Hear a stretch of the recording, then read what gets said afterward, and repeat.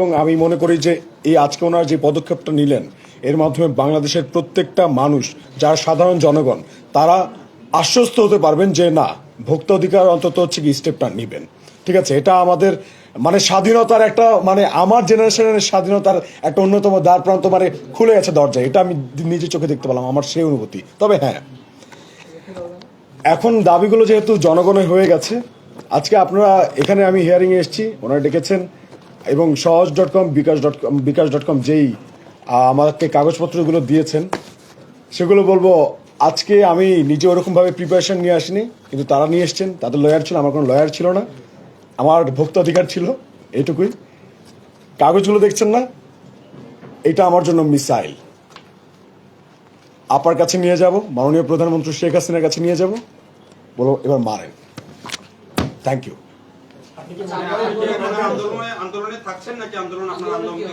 আমি আমার শান্তিপূর্ণ অবস্থান কর্মসূচি চালিয়ে যাব। জি, আজকে একটা রায় হয়েছে, জি, আপনি সেদিন বলেছিলেন একটা আশ্বাস দরকার, জি। তো এখন 48 ঘন্টার আলটিমেটামের ব্যাপারে আপনার অভিমত? এটা মাত্র একটা, আরো 5টা, সেগুলো কে করবে? ওই 5টারও তো রায় লাগবে, তাই না? 48 ঘন্টা মানে 48 ঘন্টা। ভাই আপনি যে অভিযোগগুলো দিয়েছেন সেটা হচ্ছে সহজ এবং বিকাশের বিরুদ্ধে এবং ওই যে কি বাংলাদেশ রেলওয়ে, কিন্তু রেলওয়ের বিরুদ্ধে, হ্যাঁ বাংলাদেশ রেলওয়ে ওখানে প্রতিষ্ঠানের কথা লেখা আছে, টিকিটটা তো ছিল রেলওয়ের বিরুদ্ধে, ওখানে বাংলাদেশ রেলওয়ে লেখা ছিল, প্রতিষ্ঠান লেখা ছিল স্পেসিফিক। আপনার রেলওয়ের বিরুদ্ধে কি এই ভোক্তায় কোনো অভিযোগ ছিল না? না, ওনারা হচ্ছে কি মানে ওইভাবে ক্ল্যারিফাই করে দিয়েছে কিভাবে সিস্টেমটা হয়, সিস্টেমটা কার দ্বারা হচ্ছে গিয়ে নিয়ন্ত্রিত হয়। তো আমার তো হচ্ছে গিয়ে সুযোগ নাই আর কিছু বলার। টিকিটটা তো রেলের বিক্রি করতে সহজ, সেখানে তো রেলেরও দায়বদ্ধতা আছে এবং রেলের বিশৃঙ্খলা তো এটা সেই যুগ যুগ ধরে দেশের জন্মলগ্ন থেকে তারা যতই রেলের উন্নয়ন করুক বা রেলের পরিধি বাড়াক, কিন্তু শৃঙ্খলা তো আনেনি। ওইটা রেলওয়ে আমরা ঈদের সময় দেখতে পাই বা এমনিতেও দেখতে পাই যে এরা ওইটা মানে যতটুকু এখানে এসে বুঝেছি, রেলওয়ে কর্তৃপক্ষ ছাড়া, এটা মাননীয় প্রধানমন্ত্রী ছাড়া এই সমস্যার সমাধান আমরা বক্তা করতে পারবো।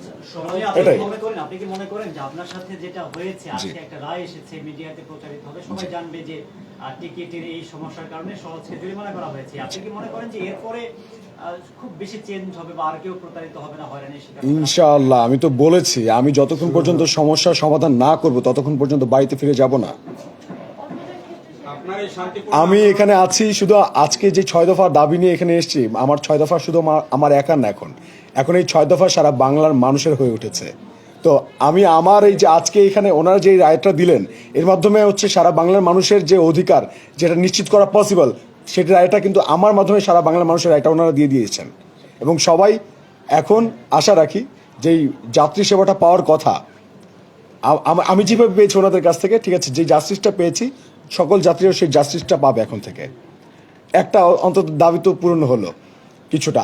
তবে হ্যাঁ, আমি এটা নিয়ে থেমে যাব না। সহজ.com বিকাশ.com তারা যেভাবে কার্যক্রম চালিয়ে যাচ্ছে, যেহেতু আমার একারটা হয়েছে, একার জাস্টিস হয়েছে এখানে, এখন যেহেতু সারা বাংলার মানুষের জাস্টিস মানে সবাই তাকিয়ে আছে, সবাই চাচ্ছে জাস্টিস, সবার কাছে বলবো যে আপনারাও আপনাদের অভিযোগপত্রগুলো নিয়ে আসেন, এবার সবাই নিয়ে আসেন। জি, কমলাপুর আমি বলেছিলাম ওখান থেকে আমি কোথাও যাব না, আমাকে আপনারা জানেন হয়তো পুরো এরিয়ার মধ্যে ঢুকতে দেওয়া হয়, নিষেধাজ্ঞা দেওয়া হয়েছে। তারা টোটালি আনসার বাহিনী যারা আছে, বিভিন্ন ফোর্সের রেলওয়ে পুলিশ যারা আছে, হ্যাঁ তাদেরকে নিয়ে জীবনে আমি কখনো, ঠিক আছে, তাদেরকে মনে হয় প্যারেড গ্রাউন্ড বা তাদেরকে প্যারেড করতে দেখিনি, কিন্তু আমি লং মার্চ যেদিন করতে গেছি সেদিন তাদেরকে প্যারেডের মতো সুসজ্জিত দেখেছি আমি। একদম না, আমি আরো তারা যতটা আমাকে ভয় দেখানোর চেষ্টা করছে আমি ততটা আরো স্ট্রং হচ্ছি, মানে আমি বুঝতে পারছি এটা একটা গুড ফিউচার আছে। এখন শুধুমাত্র মাননীয় প্রধানমন্ত্রী আশ্বাসের অপেক্ষা করছি, জাস্টই আমি মনে করছি না ওনারা আমার কিছু করতে পারবে। প্রধানমন্ত্রী আশ্বাস পেলে তো অবশ্যই রেল মন্ত্রণালয়ে তারা কি করবে না করবে তাদের কর্মপরিকল্পনা জানাবেন। আপনি বলতে যাচ্ছেন দেশের এতটাই ভঙ্গুর পরিস্থিতি, জি, এতটাই খুনে ধরা, জি, যে মানে সবকিছুতেই প্রধানমন্ত্রী এসে হস্তক্ষেপ রাখে।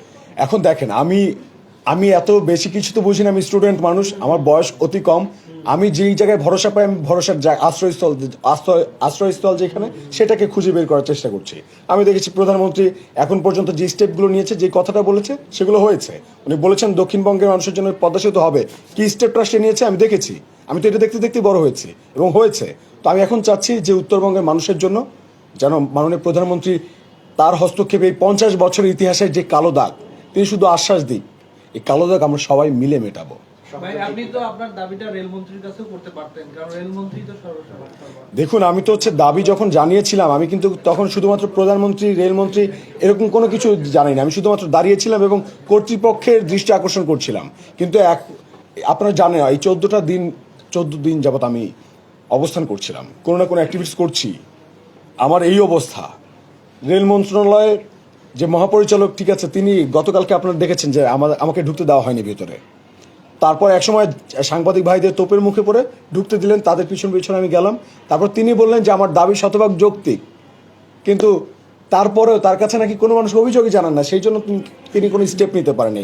এই কথা তিনি যখন বলছেন, তো তাদের উপর আমার কীভাবে ভরসা থাকবে? রেলমন্ত্রী, সম্মান জানাই তাকে, আমি জানি না তাকে কেউ কি বাধা দিচ্ছে কিনা, তবে এইটুকু ইনফরমেশন আমি জানি যে এই স্ট্রং সিন্ডিকেটগুলো, মানে রেল স্টেশনের যে সিন্ডিকেটগুলো আছে, কর্মকর্তা কর্মচারী, তাদের সিন্ডিকেটটা এত স্ট্রং যে তারা রেলমন্ত্রী আসলেও নাকি তাকে হেনস্থা করে দেয়, ঠিক আছে, তাকে হয়রানি করে। আমি যেগুলো শুনেছি আর কি লোকমুখে। তো আমার চিন্তা হচ্ছে কি, তিনি কি সেই ভয়ে এখানে আসছেন না নাকি জানি না। যেহেতু 14 দিনে তিনি আসেননি, তো তার প্রতি আমার কোনো এক্সপেকটেশন নাই। এখন আমার এক্সপেকটেশন আমার মাননীয় প্রধানমন্ত্রী শেখ হাসিনার কাছে।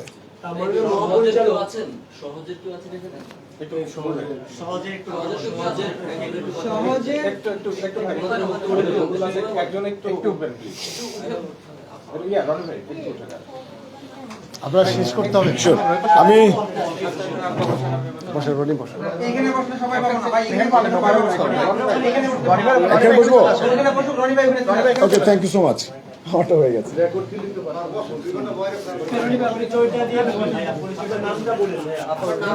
আমি ব্যারিস্টার মির্জা রাগিব হাসনাত।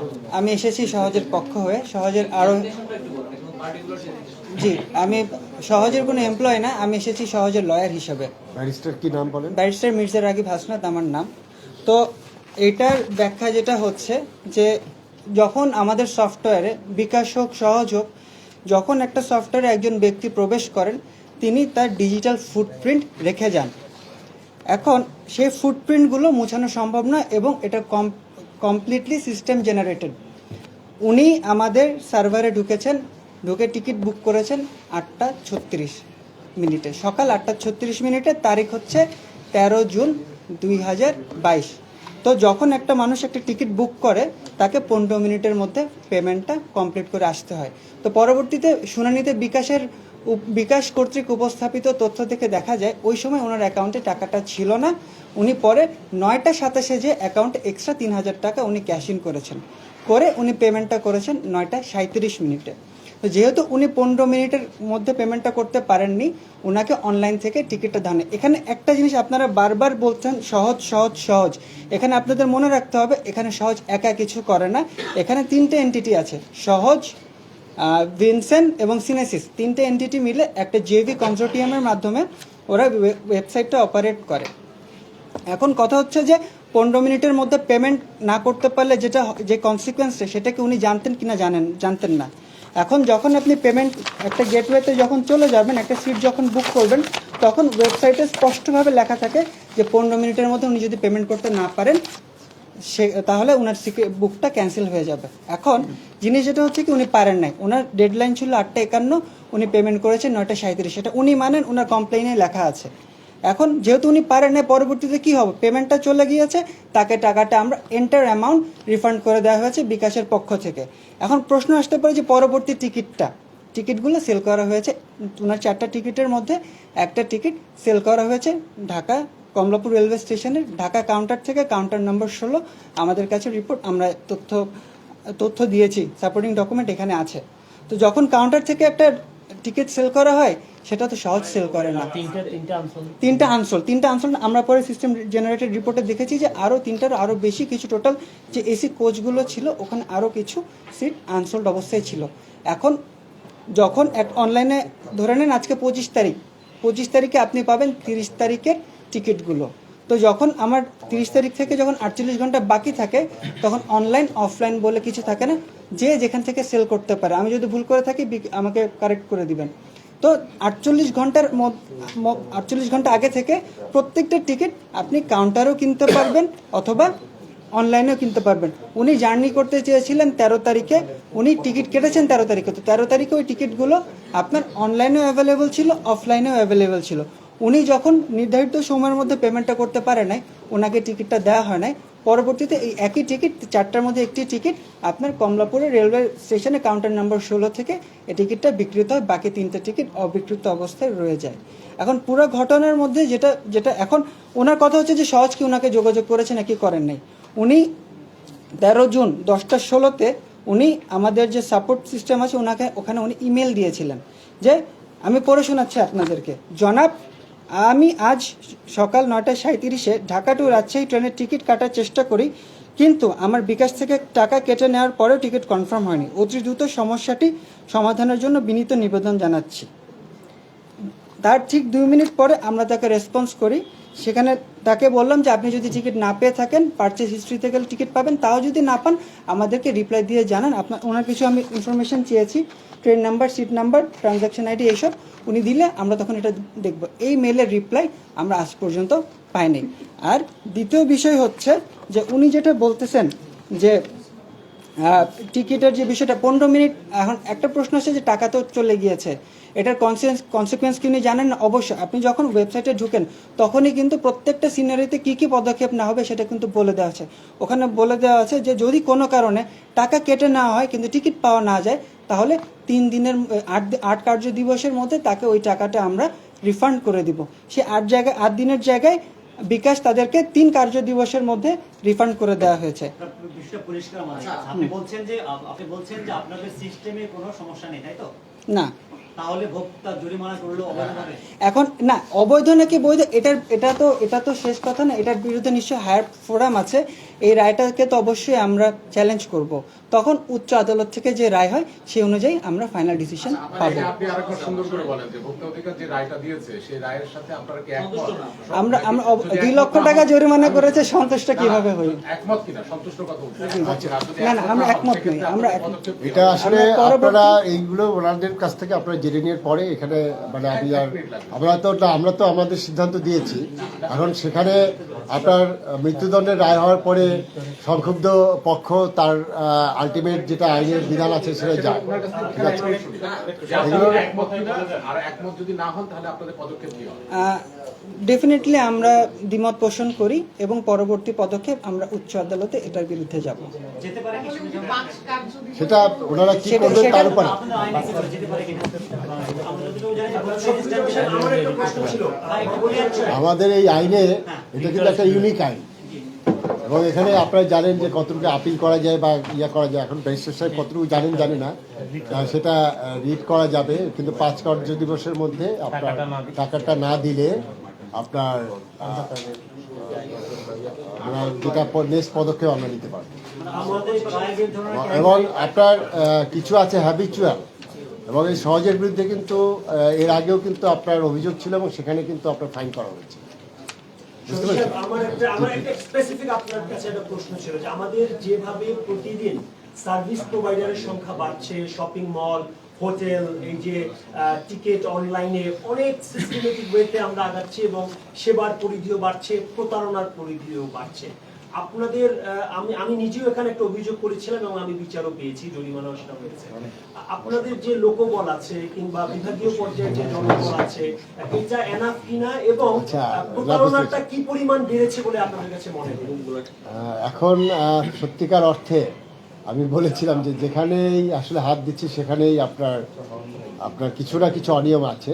এবং ইন্টারেস্টিং ব্যাপার হলো শুধু আপনার ই কমার্স রিলেটেড যে অভিযোগ, এটার জন্য আসলে আরেকটা ভোক্তা অধিকার অধিদপ্তর লাগবে আর কি। আমি ওখানে বলবো না, আমাদের আসলে ক্যাপাসিটির যেটা আমার 217 জন আছে, আমরা এই 217 জন নিয়ে আমরা অপটিমাম পর্যায়ে আমরা ফাইট করছি। সেটা আপনি তেলের বাজার বলেন, সেটি হলো আপনার চালের বাজার বলেন, ডায়াগনস্টিক সেন্টার বলেন, সম্প্রতি চামড়ার কথা বলেন, আর এই যে বিদ্যুৎ আপনার রেশনিং করা হবে এই জন্য আপনার কি বলে যে চার্জার ফ্যানের দাম বাড়িয়ে দেওয়া হয়েছে, আমরা সব জায়গায় কাজ করছি। অবশ্যই এটি পর্যাপ্ত নয়, তবে আমাদের যেটুকু মানে কি বলবো ক্যাপাসিটি আছে তার কিন্তু আমরা অপটিমাম ইউজ আমরা করছি। Thank you.